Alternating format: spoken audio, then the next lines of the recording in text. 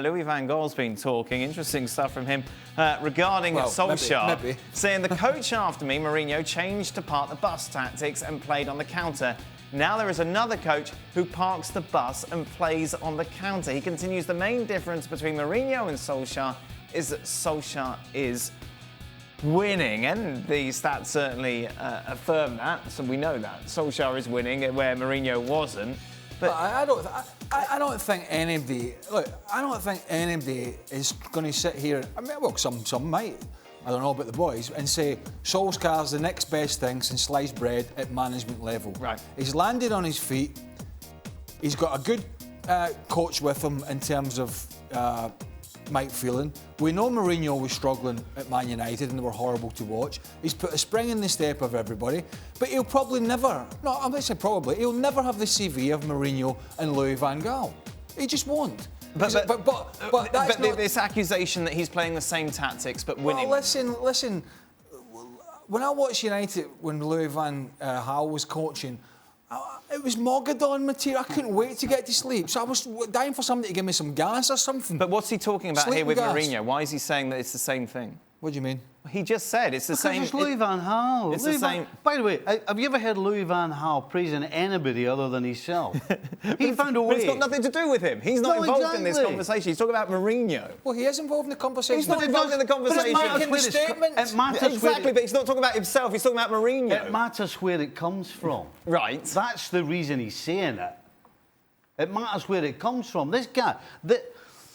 He's talking about himself without talking about himself. How? I don't understand. Because he's saying by not mentioning himself, he's saying, well, Solskjaer's not changed much from Mourinho, and Mourinho had a part of the boss. Oh, and I'm not going to say it, but my football was actually quite good, and I got the sack. Right. That he's trying to point out that his football wasn't as boring as people said without him actually saying that. Right? Am I right, Steve? That's exactly what he's doing. It's about him. Every single time he opens his mouth, it's about him. Raph, do you agree with this? No, I don't. I think what's happened here is that Louis van Gaal has watched a few games, the two PSG games, the games against Arsenal, the games against Liverpool, where, yes, they were set up to play on the counter-attack. But that has not been the whole story. The main story of this team is that they're much freer, that they're taking risk, they're conceding a lot of chances, they're scoring a lot of goals. That's why the team is happy. That's why the fans are happy. They feel that this is the real United, with some flaws, admittedly, coming back. So Van Gaal, I think, has taken only a very small sample size and jumped to the wrong conclusions. But he's basically criticising both of them to try and make himself look better. That's what he's doing. Listen, I can answer your question and say, well, Solskjaer does this a little different, blah, blah, blah, that's why they're winning games. But the fact is, the whole thing is about Van Gaal. Right. Because he never got that sort of praise that Solskjaer's been getting since he went there. Well, he didn't have the same record, did he? So he criticises the two of them to try and make himself look good. This is all about Van Gaal. It's got nothing to do with Solskjaer and Mourinho. On a scale of 1 to 10... This is me, by the way, when I played far better. On a scale of 1 to 10 of arrogance levels, he's 12, isn't he?